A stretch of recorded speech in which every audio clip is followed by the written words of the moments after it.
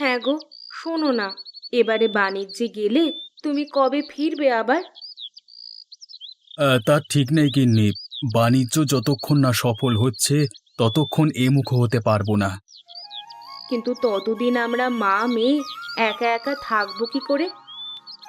কিছুই করবার নেই গিন্নি। এবার আমাকে নিজেকে প্রমাণ করতেই হবে। আগেরবার বাণিজ্যে গিয়ে সেইভাবে মুনাফা করে নিতে পারিনি বলে মোড়ল মশাই আমার ভাগের সমস্ত টাকাটাই বাজেয়াপ্ত করে নিয়েছিলেন। ওই মোড়লের জন্য যতই করো, ওর পেট কোনোদিন ভরবে না। তার থেকে তুমি নিজের একটা ব্যবসা খুলে বসো, দেখবে ধীরে ধীরে লাভের মুখ দেখবে। না গিন্নি, সেটা হয় না। এটা আমার মান ইজ্জতের বিষয়। আগেরবার বাণিজ্যে যে ক্ষতি হয়েছিল তাতে আমার কোনো দোষ ছিল না, কিন্তু তাতেও আমাকে সকলে দোষারোপ করেছিল। এবারের বাণিজ্যে গিয়ে আমি এত মুনাফা করে আনবো যে মোড়ল মশাই একেবারে চমকে উঠবেন।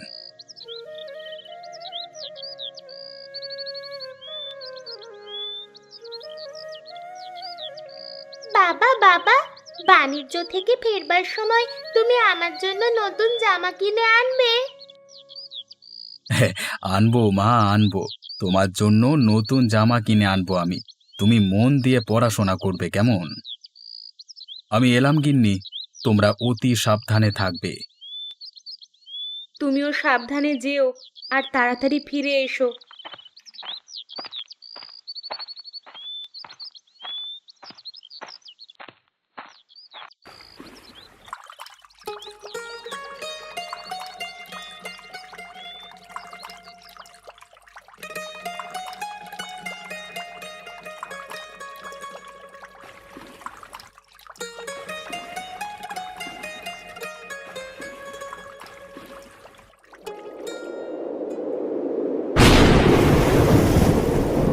বাঁচাও, বাঁচাও, আমাদের রক্ষা করো ভগবান, বাঁচাও, বাঁচাও।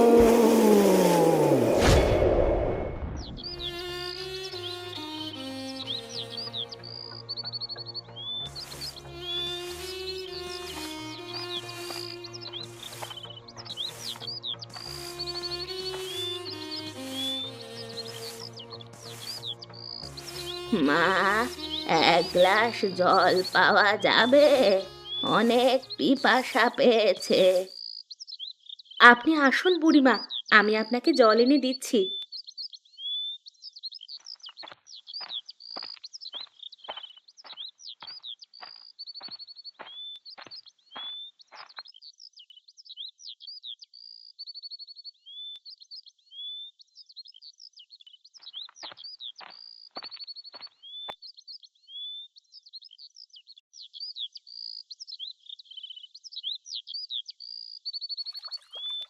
আহ, বাঁচলাম রে মা। সেই কখন থেকে আমার জল পিপাসা পেয়েছে, কারো কাছে এক ফোঁটা জল পাইনি। আপনি কোথা থেকে আসছেন বুড়িমা? আপনার কেউ নেই? না রে বাছা, আমার আপনজন বলতে কেউ নেই। আমার যাওয়ারও কোনো জায়গা নেই। এক দুর্ঘটনায় আমি আমার আপনজনকে হারিয়েছি। আমিও এক দুর্ঘটনায় আমার স্বামীকে হারাই, তারপরে এই ছোট্ট মেয়েটাকে নিয়ে একাই সংসার করছি। আপনি আমাদের কাছে থেকে যান বুড়িমা। না রে বাছা, একেই তোদের অভাবের সংসার, তার ওপর আমি আর বোঝা হতে চাই না। আমি বরং মাঝে মাঝে এসে তোদের খবর নিয়ে যাব, কেমন?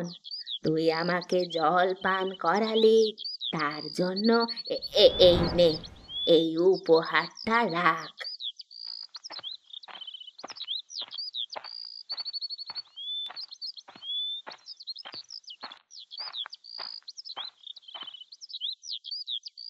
মা, কে এসেছিল? ওরা বাবার খবর দিয়ে গেল? না রে মা, একজন বুড়ি ঠাকুমা এসেছিল, এই পুঁটুলিটা আমাদেরকে দিয়ে গেল। ওতে কি আছে মা? আমি জানি না রে, পরে দেখবো খন। তুই পুঁটুলিটা নিয়ে ঘরে গিয়ে রেখে দে, আমি আমার হাতের কাজগুলো শেষ করি।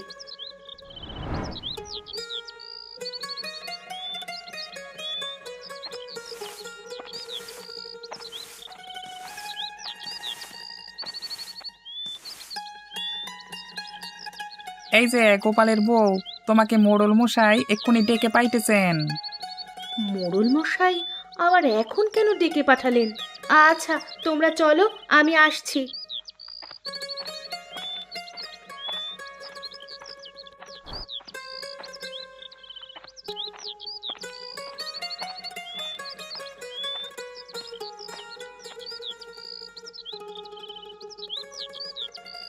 প্রীতিমা, আমাকে মোড়ল মশাই একবার ডেকেছেন। আমি ওনার সঙ্গে একবার দেখা করতে যাচ্ছি। তুই ঘরেই থাকিস মা, বাইরে মোটেই বেরোবি না। ঠিক আছে মা, তাড়াতাড়ি চলে আসবে কিন্তু।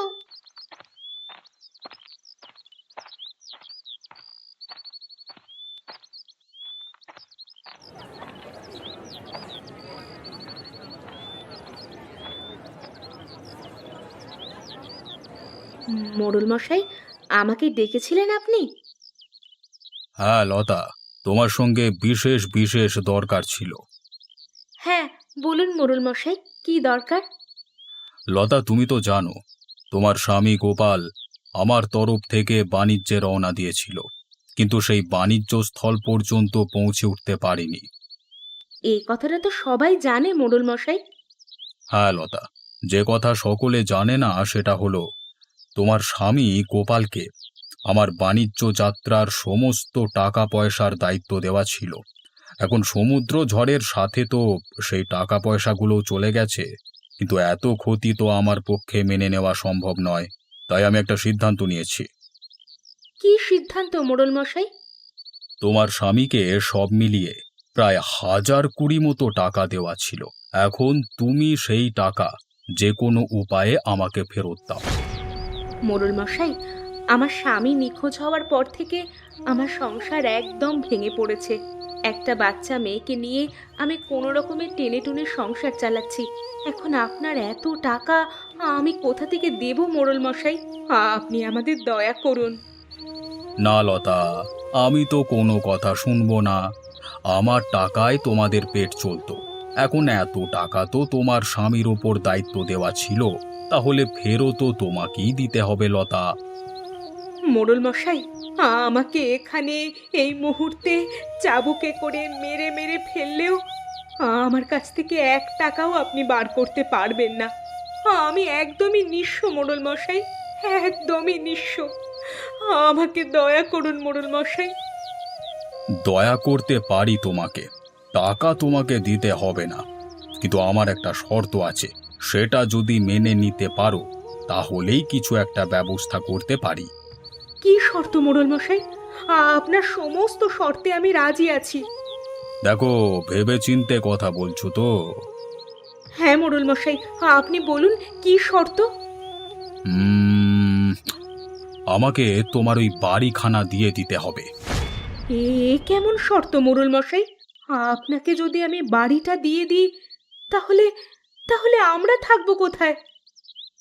সেটা তো আমি বলতে পারবো না, তুমি আমাকে কথা দিয়েছিলে। এখন কথা মতো তুমি আজই যত তাড়াতাড়ি সম্ভব তোমার বাড়ি ছেড়ে চলে যাও। কিন্তু ভাঙা বাড়িটা থেকে আপনি কি পাবেন? আমি যাই পাই না সেটা তোমার দেখবার দরকার নেই। তোমাকে চলে যেতে বলেছি, তুমি এখান থেকে চলে যাও, না হলে পাইক পেয়াদা দিয়ে জোর জবস্তি করে তোমাকে এখান থেকে হটাতে হবে, বুঝলে? তার কোনো দরকার নেই মোড়ল মশাই। আমরা আজই এই বাড়ি ছেড়ে চলে যাব অনেক দূরে। প্রণাম নেবেন।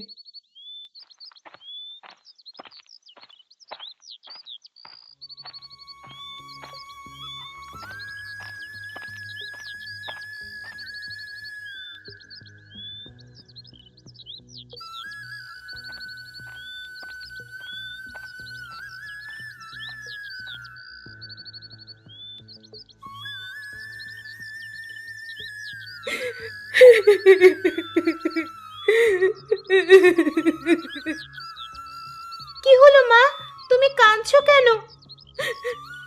প্রীতিমা, আমাদের এই মুহূর্তে এই বাড়িটা ছেড়ে চলে যেতে হবে মা।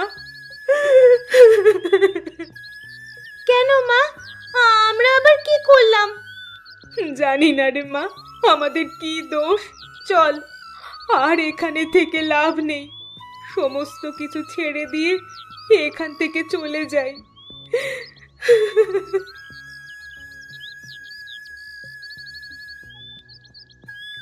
মা, এই পুঁটুলিটা আমি নিয়ে নিয়েছি। চলো এবার আমরা এখান থেকে চলে যাই।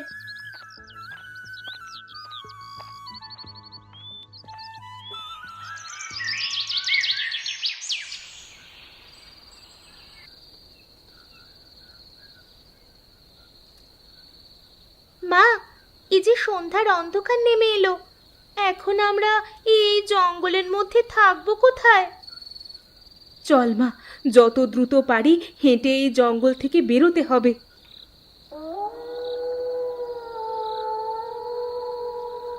মা দেখো, ওইখানে একটা ছোট্ট ঘর দেখা যাচ্ছে। ওই ঘরটা কার হতে পারে বলো তো? জানি না রে মা, হয়তো কোনো সাধু সন্ন্যাসী এসে থাকেন। মা, অনেকটা হেঁটে আমার যে খুব খিদে আর পিপাসা পেয়ে গেছে। চলো না মা, আমরা ওই সাধু বাবার কাছ থেকে কিছু খাবার আর জল নিয়ে আসি। আচ্ছা, তাই চল মা।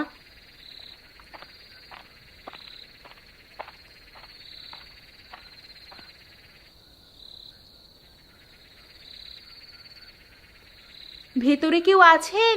দয়া করে একটু বেরিয়ে আসুন না।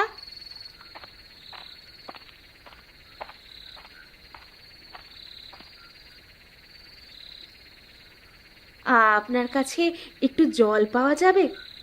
আমার মেয়েটার অনেকক্ষণ থেকে জল পিপাসা পেয়েছে। লতা, তুমি? ওগো তুমি? আমি কি ঠিক শুনছি? তুমি এখনো? আমরা তো ভেবেছিলাম। অনেক কষ্টে ভাগ্যের জোরে বেঁচেছি গিন্নি। প্রীতি, কেমন আছো তুমি মা? বাবা তুমি? এসো এসো, তোমরা কুটিরের মধ্যে এসো। এখানে আমাদের কেউ দেখে ফেললে কেলেঙ্কারি হয়ে যাবে।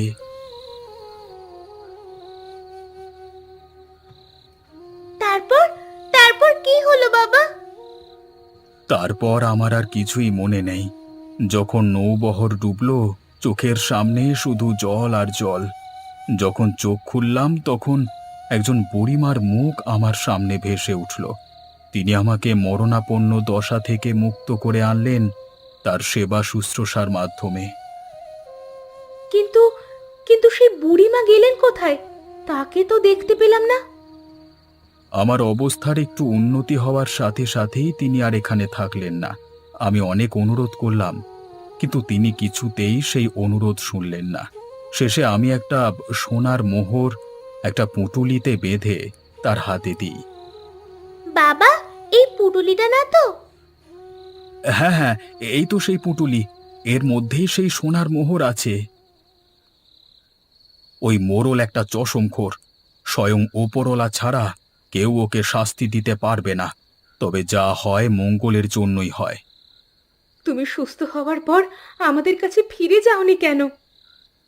আমি ভেবেছিলাম হয়তো আমার মৃত্যুর সংবাদ শুনে মোড়ল তোমাদের অর্থ দিয়ে কিছু সাহায্য করবে, তাই জন্যই আমি ফিরে যাইনি আর। কিন্তু এখন দেখছি সম্পূর্ণ তার বিপরীত। কিন্তু দেখো, ওপরওয়ালা ঠিক আমাদের আবার একসঙ্গে করে দিলেন। তুমি ঠিকই বলেছ গিন্নি। ওই ভাঙা বাড়িতে তোমাদের থাকতে এমনিতেই খুব কষ্ট হতো। এখন আমার কাছে যে পরিমাণ টাকা পয়সা অর্থ সম্পত্তি আছে, তা দিয়ে আমরা বহু দূরের গ্রামে একটা খুব সুন্দর নতুন বাড়ি তৈরি করে থাকব। কিন্তু এত অর্থ সম্পত্তি তুমি পেলে কোথায় বাবা? কেন? নৌবহর ডুবে যাওয়ার আগে আমি যে বুদ্ধি করে সমস্ত অর্থ এবং টাকা পয়সা একটা কাঠের সিন্দুকে বন্দি করে আমার কোমরের সাথে বেঁধে নিয়েছিলাম, সেই সিন্দুকের ভেতর প্রচুর অর্থ সম্পত্তি আছে।